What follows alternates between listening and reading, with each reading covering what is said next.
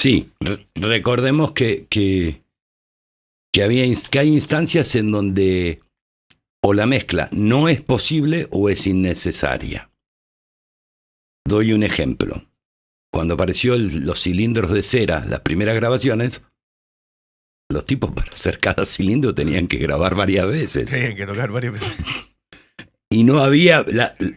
La única posibilidad de mezcla era jugar con en dónde situabas a uno en relación a otro contra la membrana que captaba el registro sonoro.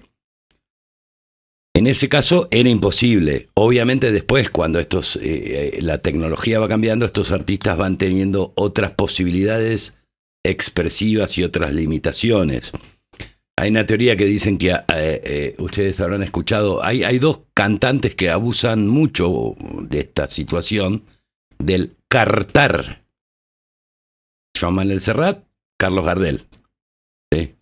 En vez de las Ns, la R. Esto tiene una tradición, que en las primeras grabaciones eran tan limitados los micrófonos que cuando decías una N no se registraba. Entonces se exageraba cartemos, ¿sí? Para tener algo parecido a una N en el resultado final.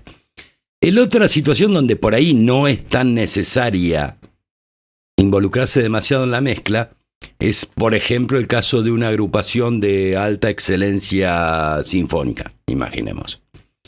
En donde la mezcla la está realizando el director en el ensayo y de alguna manera tiene control sobre las dinámicas y sobre el espectro. En este caso el compositor o el arreglador tiene control sobre el espectro.